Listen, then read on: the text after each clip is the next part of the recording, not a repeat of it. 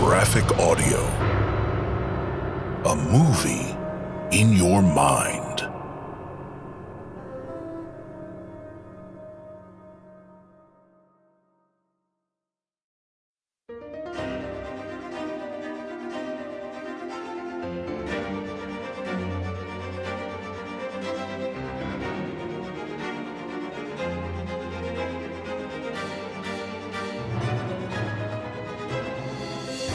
Graphic Audio presents Gideon Smith, Work Sets You Free by David Barnett.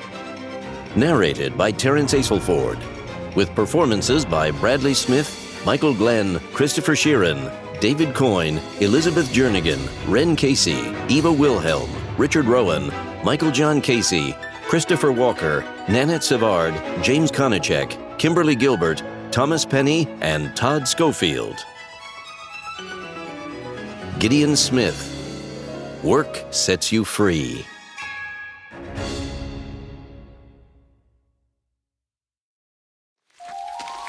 What did it mean to be a hero?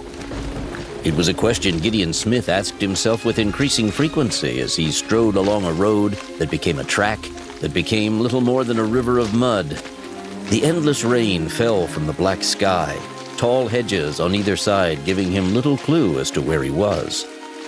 What did it mean to be a hero? Back in Sand's End, the little Yorkshire fishing village where nothing happened, ever, they would be locking their doors against the creeping sea mist, and, though few among the hardy trawlermen's stock would admit it, against the tales of viciously fanged monsters abroad in the thick yellow fog.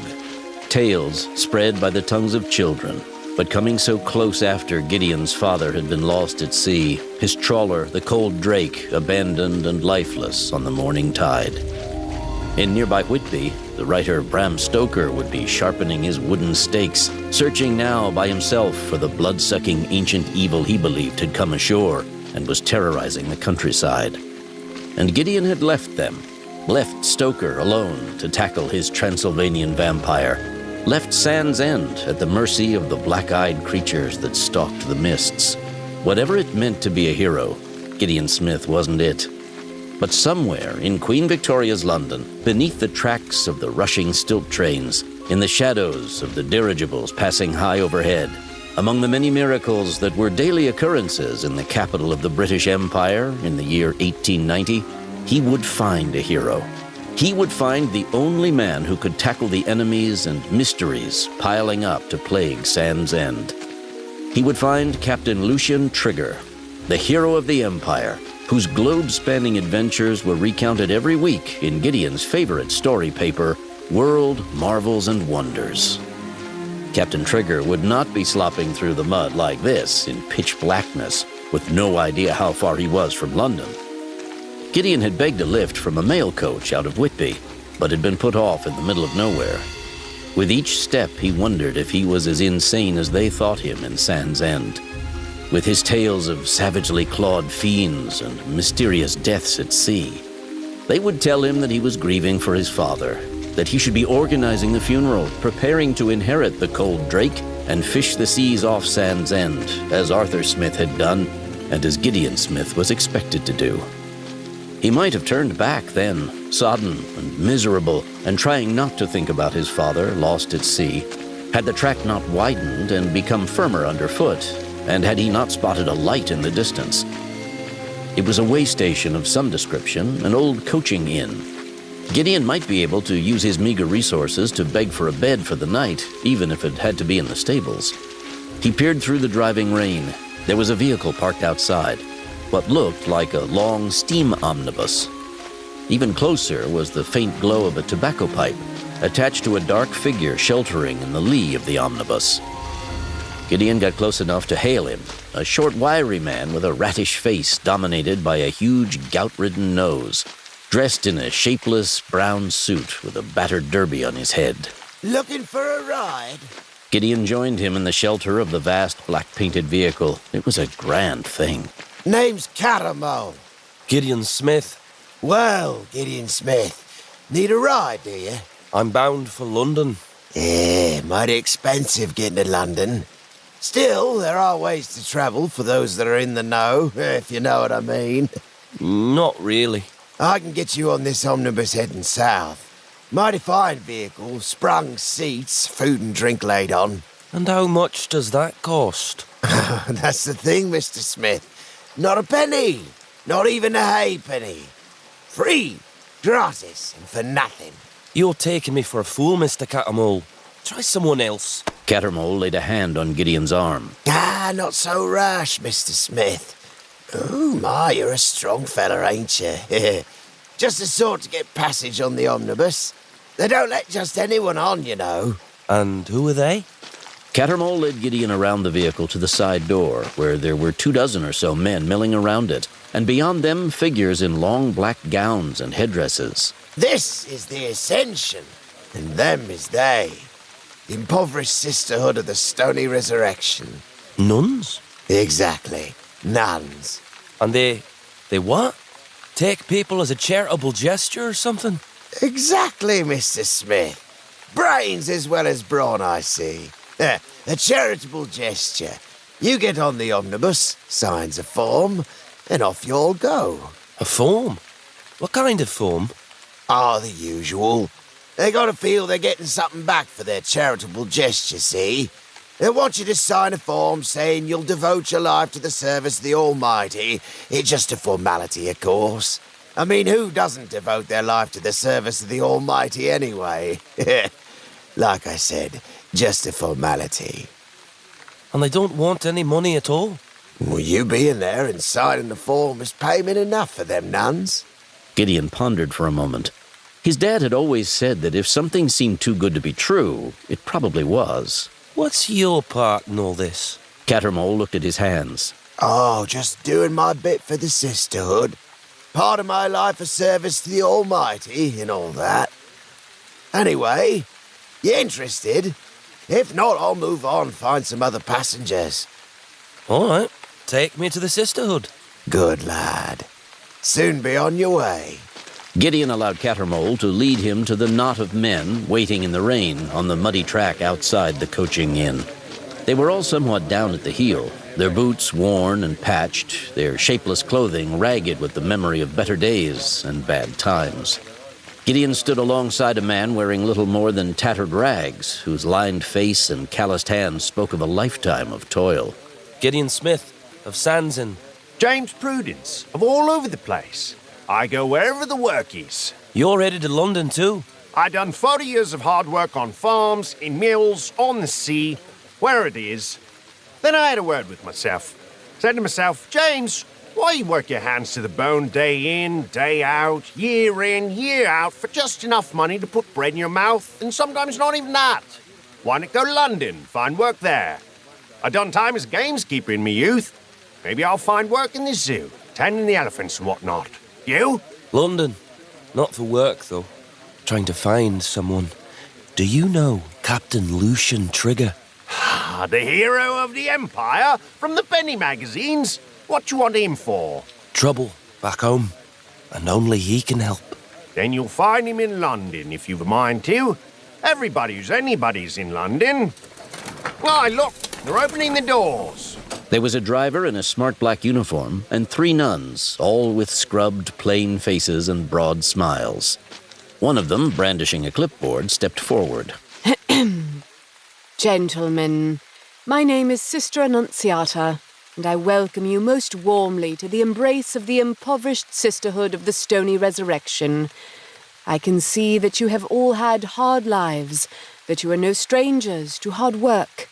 Please allow yourselves a moment's respite from the privations of life. Relax on board the Ascension and avail yourselves of the food and drink we have on board. When you step on board the Ascension, you are freeing yourselves from the shackles of your old lives. You are entering into service with God. Allow us to carry you in comfort to your new lives. Sister Annunziata handed the clipboard to another of the nuns, who sheltered it from the rain beneath her wide wimple. Please step up one by one and give your names, ages, and recent work history, if any, to Sister Margaret Mary. Then please be seated on the Ascension, and we shall very shortly be on our way. In short order, Gideon made it to the doors of the omnibus and Sister Margaret Mary. Your name? Gideon Smith of Sanson. Age? I'm 24 next birthday. Occupations? I'm afraid I've only ever been a fisherman. A most noble pursuit. Our Lord himself commanded his disciples to be fishers of men. She cocked her head to one side and surveyed him. You look to be a strong specimen, Mr. Smith. Strong indeed. How long will it take to get to London? We shall make good time to our destination. I am rather tired. I should like to sleep on the omnibus. Will someone wake me before we get to London? You shall be awake well before London, Mr. Smith. And now, if I could trouble you for your signature or mark. Gideon tried to read the closely typed form that the nun held out to him, but all he could make out was something about a lifetime of servitude to the Lord, just as Cattermole had said. Gideon shrugged and scrawled his name and climbed aboard the omnibus. The aisle between the rows of double seats was wide and thickly carpeted, and Gideon took a seat near the window halfway down. The omnibus was well insulated, and he could feel a current of cool air flowing over his face from somewhere above.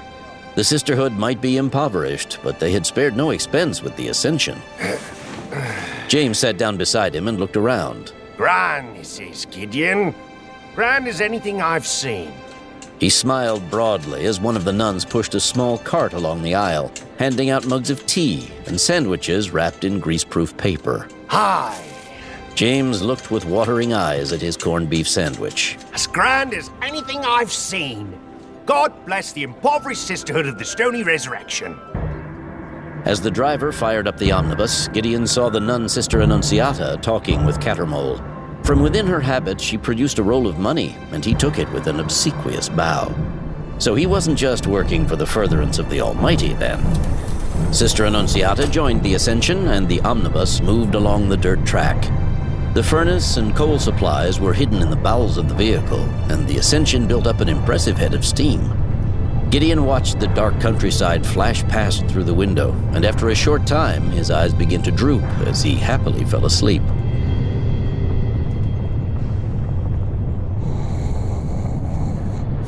Gideon was in a deep, dreamless sleep when James nudged him awake.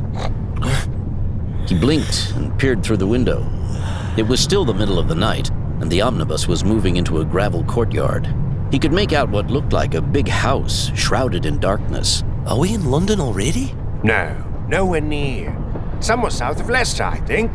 Perhaps even into Warwickshire. Maybe we're stopping to take on more coal. Sister Annunziata appeared at the front of the omnibus while the other nuns lit gas lamps along the interior of the carriage. Gentlemen, I trust you all had an agreeable journey. Why have we stopped? Sister Annunziata smiled again. To Gideon, it seemed to be the smile of one of those great white sharks James had been going on about.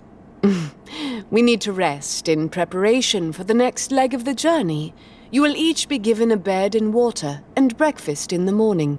Then we go to London? Please leave the ascension in single file and follow Sister Margaret Mary to the Abbey. Gideon stood and followed James along the aisle and to the doors. The building ahead of them was indeed an abbey, in the simple, austere style that Gideon recognized from a description in an old Captain Trigger adventure as being in the Cistercian manner. There was a single low tower rising from the stone walls, and at the front of the building, 2 wide double oak doors were open, letting the light from oil lamps within illuminate the courtyard. Gideon couldn't see beyond the abbey, but all around the gravel yard in which the Ascension had parked, there were high walls. Behind them, a pair of strong wooden gates were being closed. Welcome to Colliery Abbey, our home. Home? The home of the impoverished sisterhood of the Stony Resurrection. Gideon followed the line of men into the cold stone corridors of the abbey, which were spartanly furnished and dimly lit. There were several nuns of the sisterhood, handing out blankets and cups of tepid water. The men were taken down a corridor to a series of doors, and Gideon and James were shown inside a small room, little more than a cell, with 2 bare wooden bunks and a wooden bucket. We shall call you for breakfast. And what time will we depart for London? You will get all your answers at breakfast. We're locked in. James was already arranging his blankets on one of the bunks. No sense worrying about it. I'm sure a place full of nuns doesn't want strange men wandering about the place. I don't know about you, but I'm getting some more kip. I wonder what they're laying on for breakfast. As Gideon sat on the hard bunk, he gathered his blanket around him, staring at the locked door. He had no idea where he was or how far from London the Abbey lay. A very bad feeling began to fester in his gut.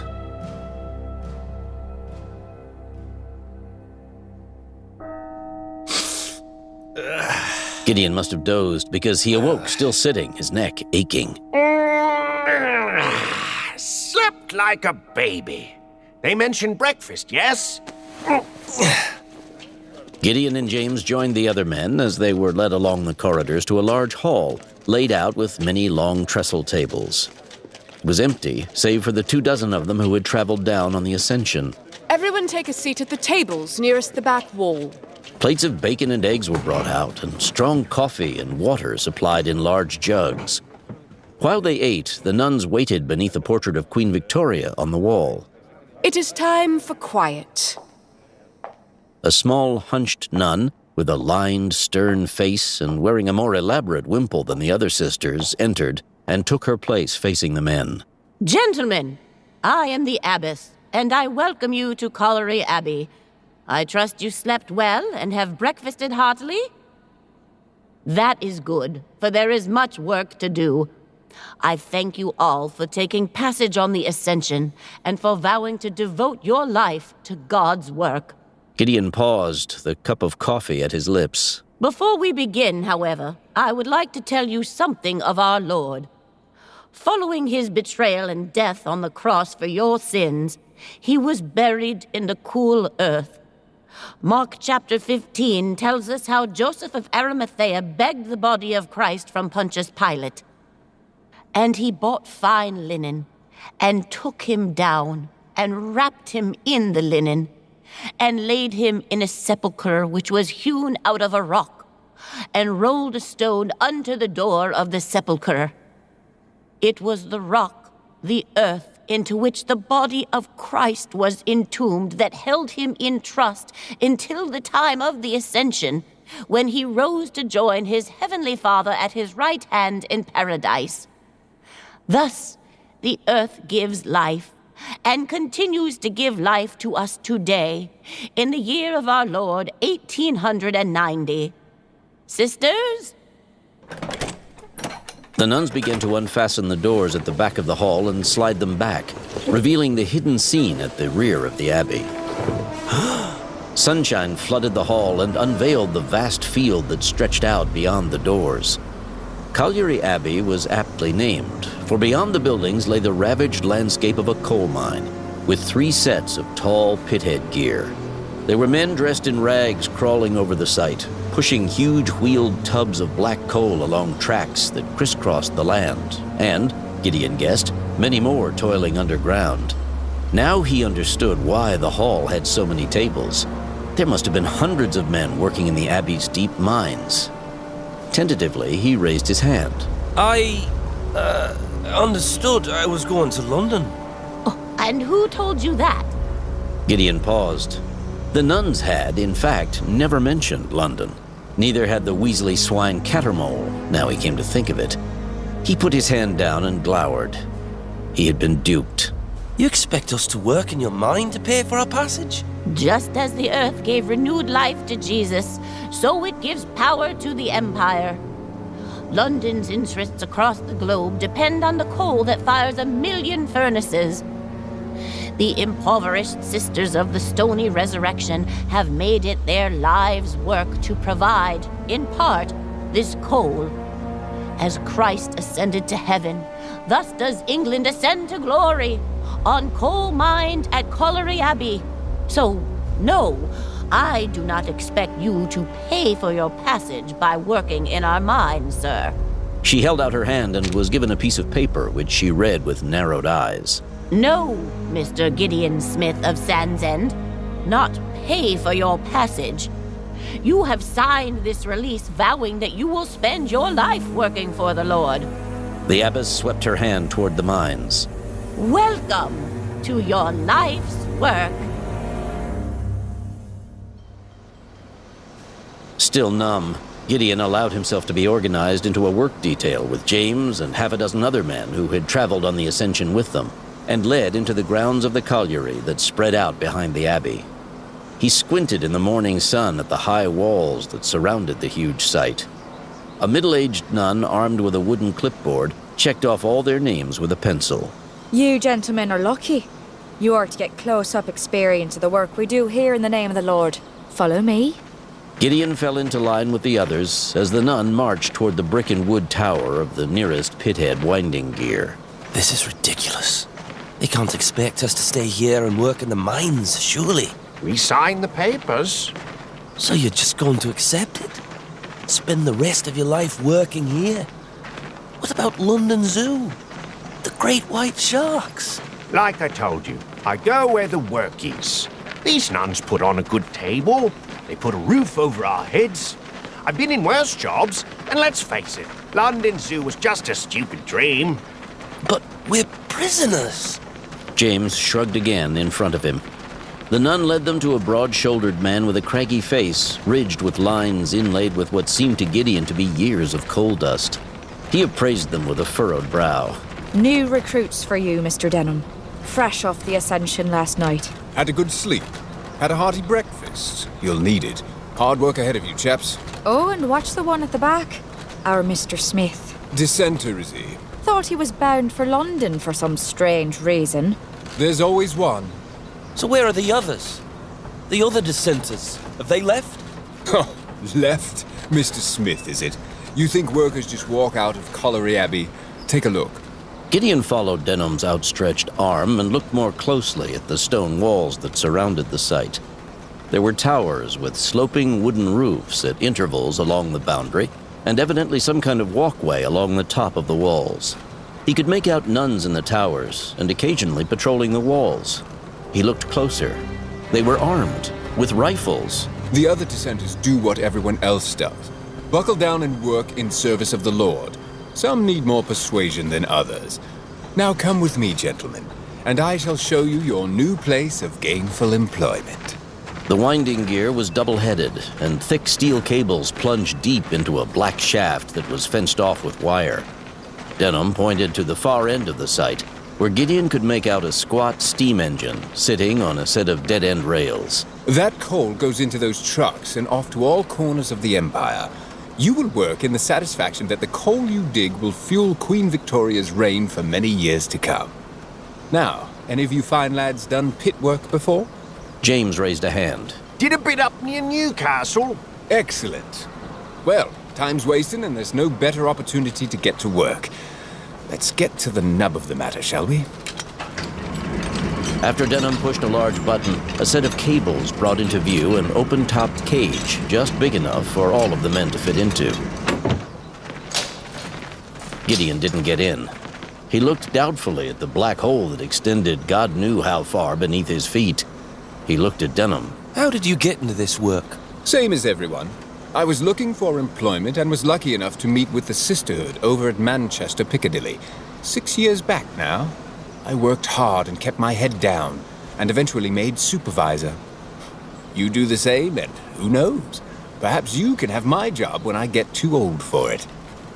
Gideon stepped into the cage and felt the abyss beneath prick at the soles of his feet. When the cage shut, they began to descend into the blackness. As the daylight above shrank to a tiny square and the hot wind flew past his ears, he felt panic rising in his gut along with his breakfast. Gideon Smith had spent a lifetime on the open sea, or near it. He had never been indoors, save for the happy hours spent in the cottage with his father. And they expected him to give his life over to toiling in this hellish hole? I've got to get out of here. Oh, a panicker as well as a dissenter. Gideon looked around wildly, felt sick to his toes. Beneath him, the cavernous shaft yawned like a hungry mouth reaching greedily up to him with invisible hands to pull him into the blackness. I can't do it. Take us back up top. I'll do anything but this. Denham casually swatted Gideon away into the arms of James, who took a firm hold of Gideon's shoulders. It's all right, lad. It gets people like that sometimes. You'll get used to it. Used to it? He'd die first. And that wasn't a melodramatic boast. They stepped out of the cage into blackness punctuated by the dim glow of oil lamps, James supporting Gideon. It was a wide cavern, but low, little taller than Gideon. Wooden joists with steel plates attached held up the black ceiling. As Gideon's eyes grew accustomed to the gloom, he could make out several tunnels branching off the main space, with chalked numbers by each square hole. We'll be taking Tunnel 5, branching off into Subtunnel D. He followed the rest of his work detail down the tunnel marked with the chalked 5, and into the subtunnel, which brought up sharply against a sheer face of coal. There was an empty truck and several pickaxes leaning against the wall. It's hot. That's because you're closer to hell. We are stealing coal from under the devil's nose, lad. It's tough work, but not difficult to grasp. Take those picks, hack at the wall, and fill this truck with coal. When you've done that, push it back along the tracks to the main shaft and fill up the skip. James grabbed a pick and hefted it with his hands. Off we go then, lads. Let's see if we can't earn ourselves a reputation as the hardest working team in the colliery. That's the spirit. There's a bucket of water yonder. Make sure you have plenty because you'll dry out quickly down here. I'm going back up top, and I'll come and get you when it's time for lunch. When Denham had gone, Gideon moved close to James. I've got a plan. I'm gonna get into the truck and hide in the coal and the skip. I reckon I can sneak into the train and be out of here with the next shipment. I'll have no part in that. James forced a pick into Gideon's hands. We signed a contract. We've got a job to do. Get to work. As James took another tool and began to haul it at the coalface, Gideon considered burying his own pick into the back of his stupid head. Instead, he set his jaw and hacked at the wall, grimacing as he was showered with dust and sharp pinpricks of coal. At least focusing on the work pushed aside the thoughts of the tons and tons of rock and earth between him and the blue sky. He couldn't count on James, though. He would have to find another way out by himself. When Gideon heard the bells, he thought he was hallucinating. Despite the oil lamps, the darkness seemed to have thickened during the morning's work, and each breath he took came ragged and dusty into his lungs. Sweat prickled his brow and ran into his eyes, and he had long since stripped off his shirt. His muscles ached, and his mouth felt as dry as glass paper, despite frequent sips from the bucket of water, which was warm and brackish and had a film of black dust on top. Then Denham, carrying an oil lamp aloft, appeared behind them. Tools down, everyone. Snap time, lads. He looked at the half-full truck. How many of these have you done? This is our third. Oh, good work. You've earned a break. Come on. Denham looked at Gideon. There's something going on might interest you as well, lad.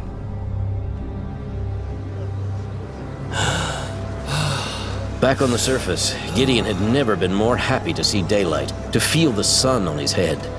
He had half feared some apocalypse had robbed the world of the yellow orb he thankfully saw high in the sky. He looked back at the steel cage and blanched.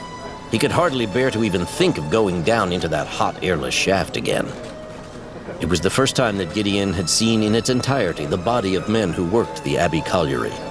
There were perhaps 200, all lining up to wash off the coal dust or sweat in several barrels of water before drying off on blackened towels and redonning their shirts, then heading into the dining hall. He wondered why they had never tried to storm the walls and simply run away. Even given the presence of the armed nuns patrolling the towers and walkways, surely the weight of numbers would ensure success.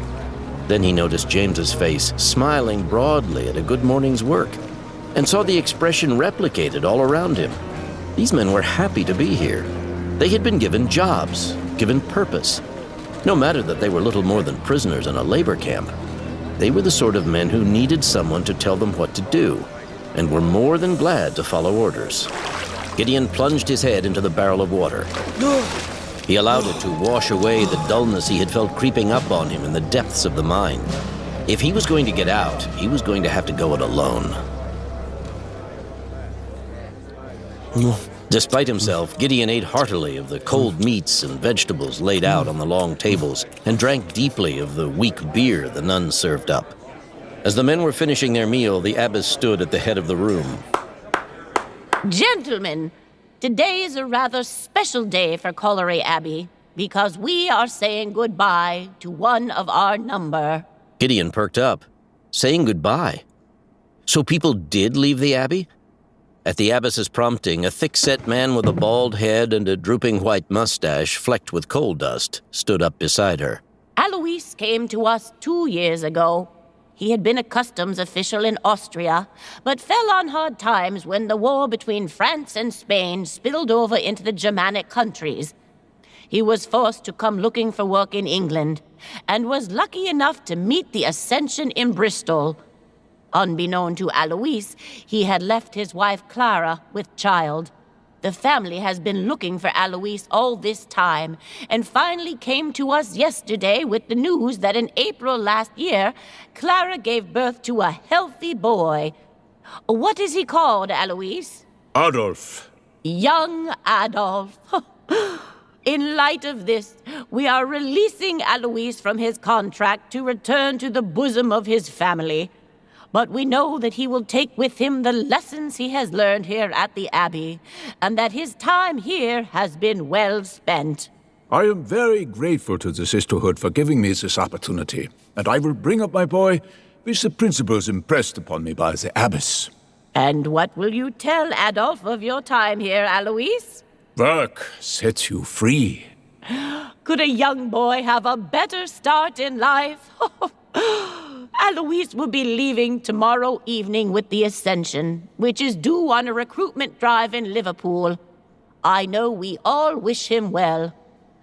Alois Hitler, everyone. A credit to the Abbey and an inspiration to us all. Several of the workers stood to mill around Alois. Gideon joined them, and the abbess looked coolly at him. So you see, Mr. Smith, we are not monsters here. Quite the opposite. Gideon wondered just how much pressure had been put upon the abbess to free Hitler by his government, but let it pass.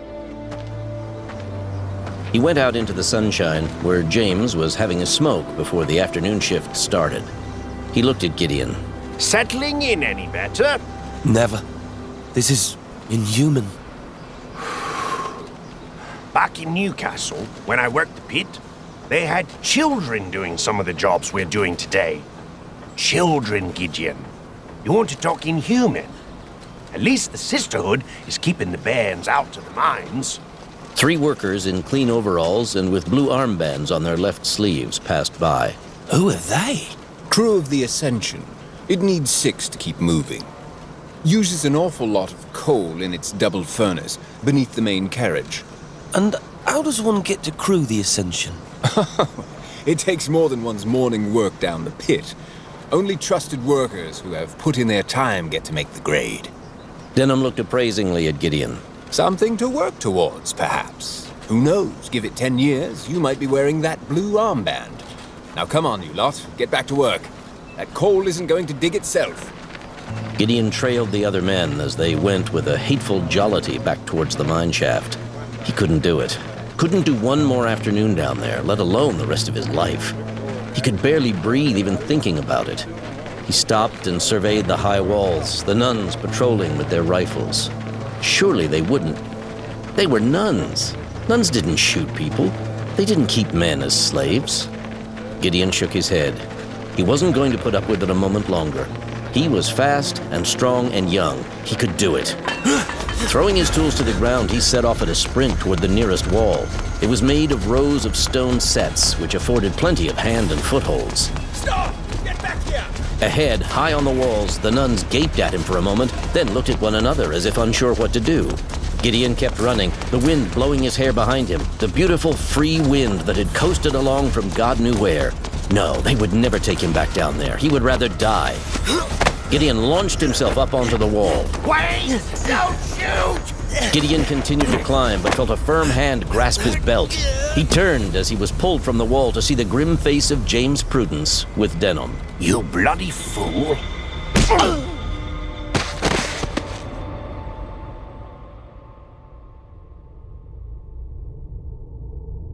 Have you learned nothing?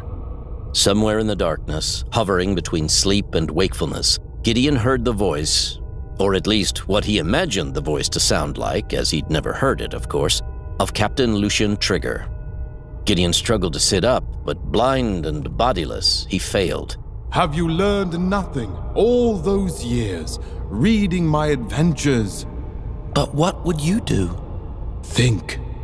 Remember. Gideon thought. Gideon remembered. The pages of adventures he had devoured every week, the knowledge that had filled him since he was a small child, every single Lucian Trigger episode springboarding him into yet more learning, weekly trips to the library in Whitby to consult maps of the world and trace Trigger's far-flung voyages, huge historical tomes, books on science and nature. What of the time Trigger was trapped by the Sasquatch in the North American forests, tracking a party of French hunters who had taken to raiding the settlements on the hinterlands of the British American territories? What of Trigger's incarceration in the dreaded Castle of Ice in the depths of the Antarctic wasteland? What of the bottomless pit in Rangoon, the Temple of Rats in Jaipur, the Rheingold trap? What of the Texan bandits who tried to take him in the wild Badlands north of the Mason-Dixon Wall? Queen Victoria's response to those southern states who seceded from British rule in protest against the abolition of slavery? What of Trigger's time in Bedlam? That's it. Hypnotized by the German villain Marcus Mesmer, Trigger was taken to the madhouse, to the Royal Bethlehem Hospital. What was it Trigger had said during that adventure? Already it was becoming clear to me that Brawn would not win the day. How had he escaped? The laundry. He had hidden in the laundry baskets being taken out of the hospital. In the darkness, Gideon felt that Trigger must have smiled.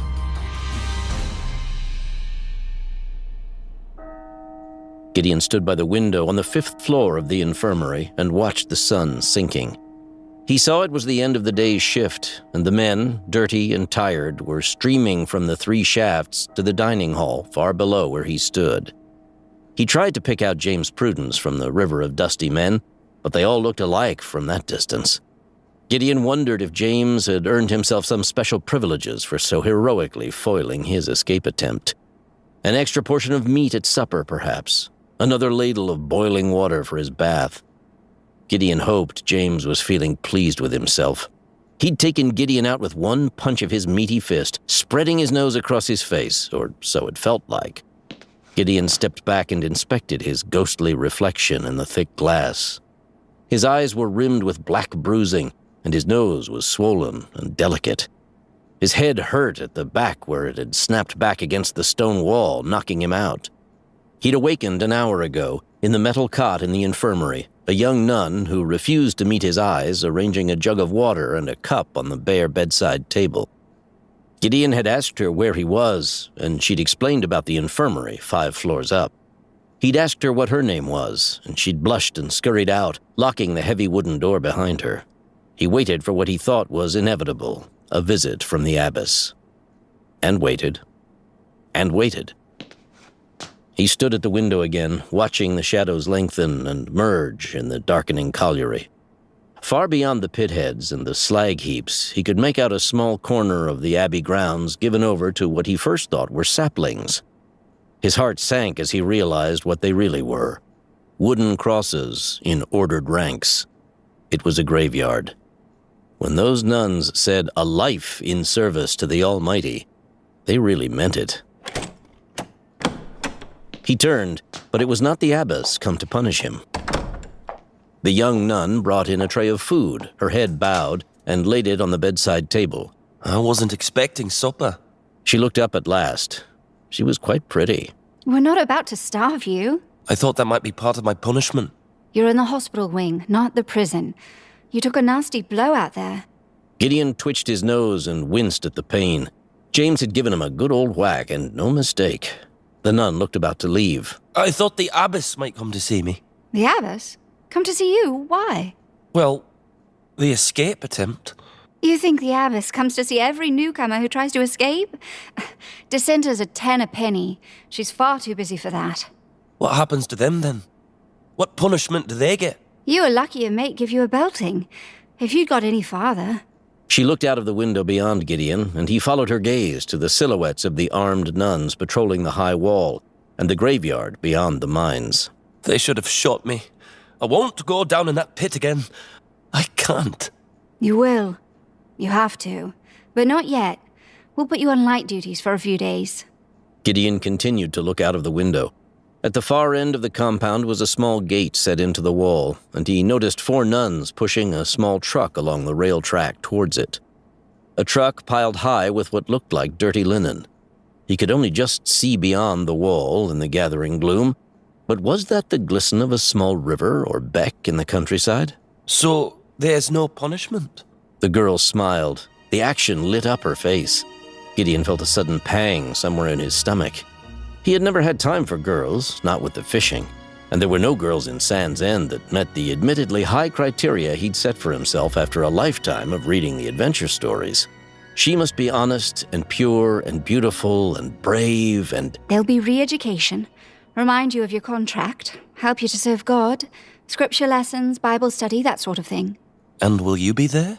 No, that's not part of my duties. Speaking of which... Wait! What's your name? Sister Immaculata? Your real name? Charlotte. Sister Immaculata, Charlotte, returned an hour later to take Gideon's empty supper things and to refill his water. Any pain? She lit the oil lamp that hung from the center of the room. Only it being locked up here. Gideon was seated on the thin mattress of the bed and had been leafing through the only reading matter he had been left until the gloom made reading impossible. He waved the leather-bound book at her. What does your Bible say about slavery? You're not a slave. You're a worker. Workers get wages. She turned to him, her eyes shining in the light from the lamp. And you'll get the best wages of all. Admittance to the kingdom of heaven, after a life of servitude to the Lord. And in the meantime, I have to live here. Gideon swept his hand at the dark vista of the colliery, where men still toiled on the night shift beneath flickering oil lamps which dully lit the sight. Doubtless have my lungs pack up and my eyesight fade before I'm 30. She wiped her hands on her tunic before picking up the tray. What about you? Do you go home after you've worked here? I am in servitude to the Lord as well, since I was 7 years old.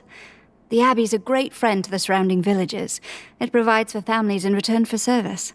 Your family sold you to the Abbey? Then you're as much of a prisoner here as I am. They gave me the opportunity of working in service to the Lord, in return for a financial donation to compensate for the loss of earnings I would have brought in. And I am not a prisoner. I'm sometimes allowed outside, in the company of other sisters.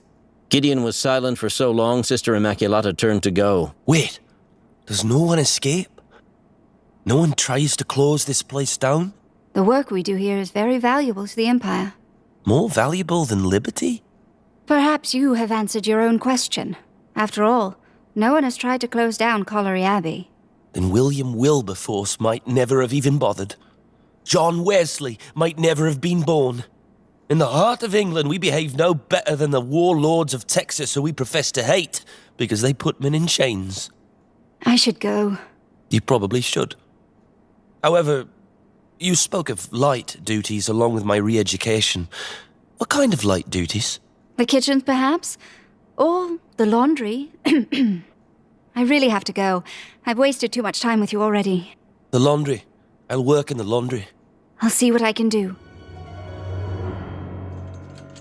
Roused at 6, Gideon was given a light breakfast to go with his light duties, and taken by a stern-faced nun, most emphatically not Sister Immaculata, down to the laundry room in the cellar of the building that also housed the hospital wing.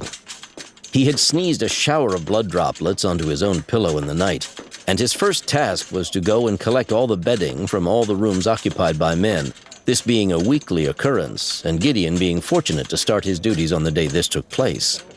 As he pushed a wheeled wicker basket around the warren of corridors, he ran into James Prudence on his way down to breakfast. The big man regarded him for a while, then held out his meaty hand. No hard feelings, eh, Smith? Gideon shrugged and allowed Prudence to enclose his spade-like palm in a crushing grip around his. I suppose not. If I hadn't clocked you, them nuns would have shot you. James jabbed his thumb into his chest. We broke the month's records for coal gathering in the pit yesterday. They've made us Team of the Week already. Can't wait to get you back, Smith. How long they got you on ladies' work? Gideon smiled, though it hurt his nose. I'm not planning on doing this very long. Good stuff. Be good to have you back. We keep up our productivity, they say we'll get extra portions at supper. Gideon watched him go with loathing. Either he didn't know he was a slave, or he didn't care. Was a dry bed and a full belly that important to men like James Prudence that they would happily sign away their freedom? Gideon continued to drag the sheets off the bunks in the cells, most of the linen lined with coal dust, despite the fact the men had stood beneath piped hot water in the washroom at the end of every shift. Some of it speckled with blood coughed up by dying lungs, yet more stiff and sticky with the midnight toiling of men surrounded by women, but forbidden from even lustful thoughts. As he'd been instructed, Gideon returned with the filled basket across the courtyard toward the ramp that led down to the cellar beneath the annex that contained the hospital wing, and on the lower floors, administration and prayer rooms. There were other men working in the laundry, mainly those with disabilities or of an advanced age. They looked, those with full eyesight at least, hungrily at Gideon, as though they could leech the vitality and strength from his young limbs. The place seemed to be run by a one-legged man named Hale, with a wizened, bald head, who directed the other workers in their tasks. Occasionally, a nun would breeze through the laundry to ensure everything was up to speed, and Hale would fawn obsequiously. Each full wicker basket that Gideon delivered was queued up by a pair of low, double wooden doors. He returned with his 5th or 6th basket. Where are the linens cleaned, Hale? In winter, we does it in here. Boils up these big vats. You can't see your hand in front of your face for the steam. And in summer? In summer, we saves coal and takes the linen down to the brook that runs past the abbey. Beats it on the rocks. Oh, is that to be my job, then? Yeah, like we'd let you do that. You just yesterday tried to climb the walls. Finish up and get back on your rounds. Look, the sisters are coming to take the first lot down to the brook, and you're only halfway to getting all the sheets in. As Hale went off to tug his forelock at the quartet of nuns who had appeared in the laundry, Gideon made a show of washing up his tin plate. All right. I'm going back to gather more linens. Misdirection, Captain Trigger would have called it. Get your audience looking at one thing while you're doing another. Trigger had learned valuable lessons from his adventures with the noted illusionist John Neville Maskelyne. While Hale was talking to the nuns, Gideon dropped to all fours and skittered across the tiled floor of the laundry to the last wicker basket he had lined up and dived in. He burrowed to the bottom, closing his nose to the combined odors of the sheets that came together in an acrid palate, and waited. Gideon's plan was simple because he had learned from many Captain Trigger adventures that the simplest solution was usually the best. Occam's razor, Trigger often called it.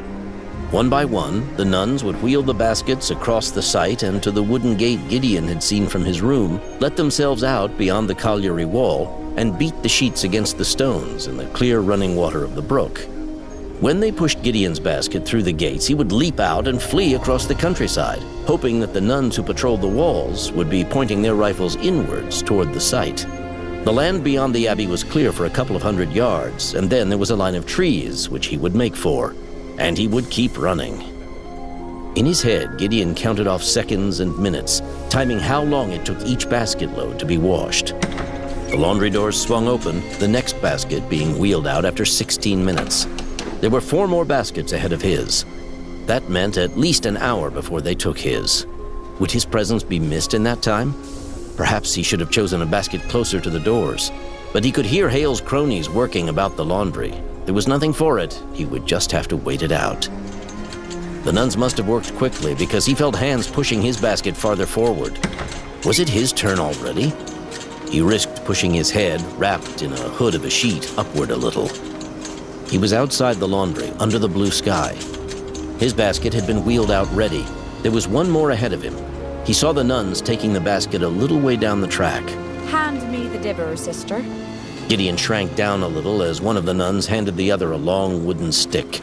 To Gideon's dismay, she began to stab it into the linen of the basket in front, swishing the sheets around. This one's all clear. Then the nuns grasped the basket and wheeled it off toward the gate. He should have known that an abbey where they had nuns patrolling with rifles would not simply trust that baskets full of linen were empty of stowaways. He cursed Captain Trigger and his Occam's razor. Had Trigger really escaped from Bedlam in this way?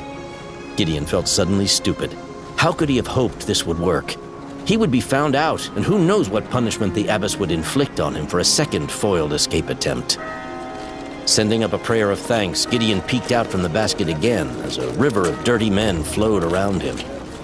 It was rapidly becoming apparent to him that although he was intimate with the adventures of the hero of the Empire, he was no Captain Trigger. He slid, snake-like, out of the linen, picked himself up, and joined the lines of workers as they headed toward the squat shapes of the wash blocks. The wash blocks were a series of long brick outhouses to the side of the main abbey building, where pumped water was sprayed down from hoses attached to the tiled wall to help the men wash off the detritus of the day's work. Gideon joined the end of a line, hoping no one would comment on how clean he was for a man who'd done a shift down the pit.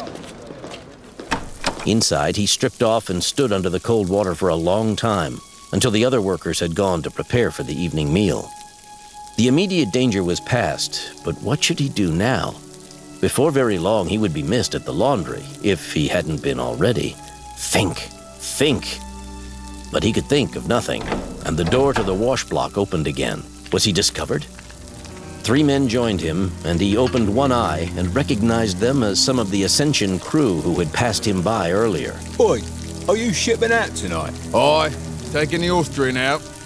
We want to be set up in Liverpool by dawn. We're going out before dinner as well. Hope the kitchens have put us some snap together. You not out tonight? Did the Pickering run? Me too. They still put me on Liverpool. Better than digging coal, though, eh? 2 of the men finished up quickly, leaving Gideon and the 3rd man, the thin, bald one, alone in the wash block. Catching Gideon glancing at him, the man nodded curtly and turned the tap to kill the water. On the wooden benches opposite the wash area lay his neatly folded overalls, the blue armband on top of them. Gideon killed his tap and went to dry off, not far from the thin man in the empty washroom. The man caught him looking again. Did you want something? Just something I wanted to ask about the Ascension. Oh? What was it? Gideon couldn't think of anything smart or clever to say, so just quickly closed the gap between them. Gideon had never hit a man before, and it was a messy, clumsy business. Blood exploded from the man's face, and he sank to one knee, gaping at Gideon in bewilderment. Gideon kicked him square in the face. Sorry about that. He checked. The man was still breathing. I'm not normally what you might call the violent type, but needs must. Gideon dressed in the man's overalls and secured the armband on his left sleeve, then tore his own clothes into strips. With one, he tightly gagged the unconscious figure, and then tied his hands and ankles securely together. He hoped he would be all right until they found him. There was no obvious hiding place, so Gideon rolled the man under the bench, hoping that nobody would check the wash block until much later. The man had a cloth cap with his uniform, and pulling it on his head and down over his bruised eyes, Gideon headed out of the washroom as casually as he could and toward the abbey.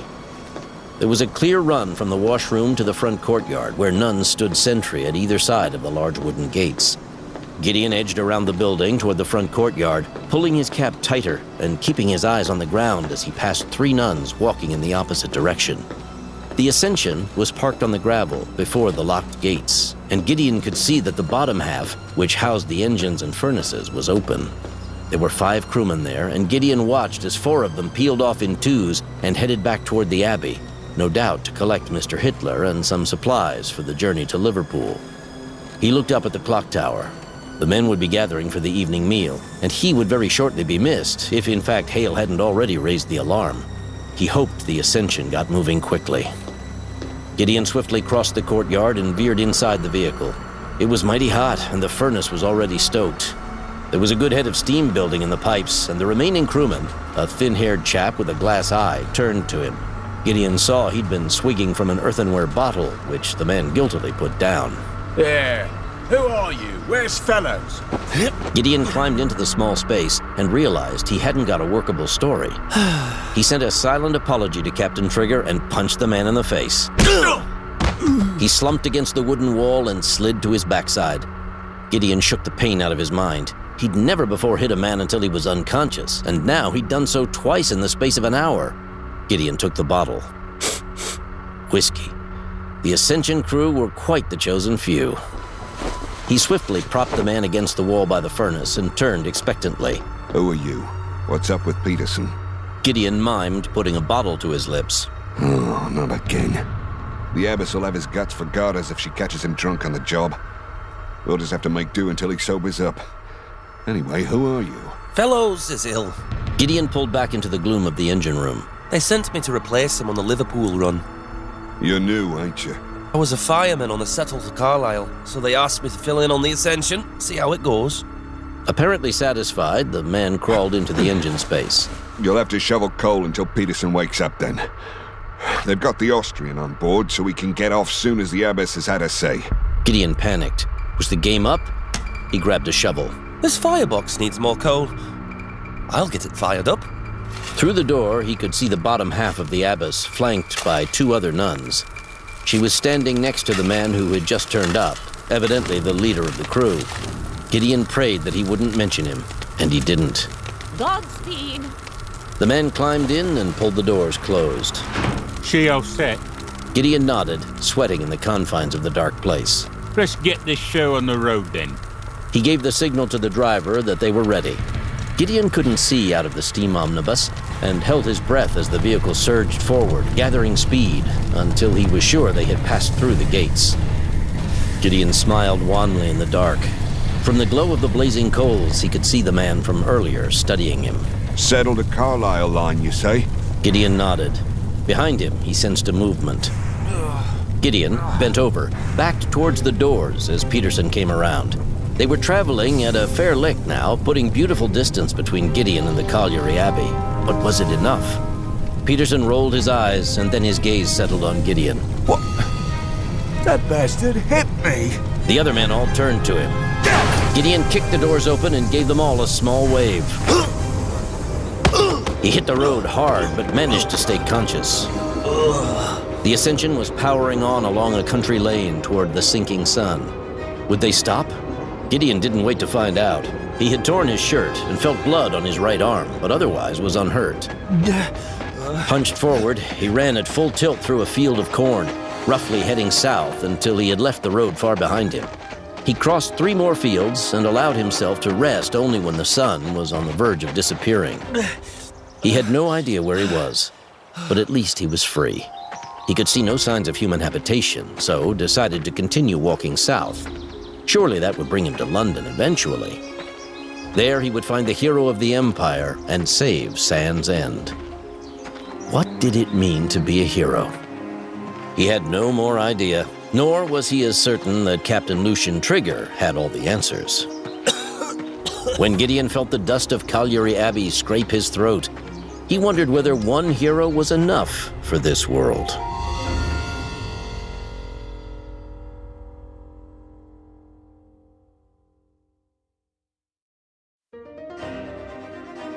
Gideon Smith Work Sets You Free is a graphic audio production. Copyright 2013, David Barnett. Published by arrangement with St. Martin's Press. All rights reserved. Production copyright 2015, The Cutting Corporation. All rights reserved. Unauthorized download and/or duplication is prohibited. Performed by Terence Aselford, Bradley Smith, Michael Glenn, Christopher Sheeran, David Coyne, Elizabeth Jernigan, Ren Casey, Eva Wilhelm, Richard Rowan, Michael John Casey, Christopher Walker, Nanette Savard, James Konachek, Kimberly Gilbert, Thomas Penny, and Todd Schofield. Adapted for graphic audio and directed by Nathaniel Perry. Produced by Rick Rowan and Dwayne Beeman. Executive producers James Cutting, Mary Cutting, and Angie Cornett. Dialogue editing and graphic audio sound design by Nathaniel Perry. If you enjoyed Gideon Smith Work Sets You Free, be sure to check out the full Gideon Smith series, available at road stops everywhere at 1-800-670-5220 or at www.graphicaudio.net.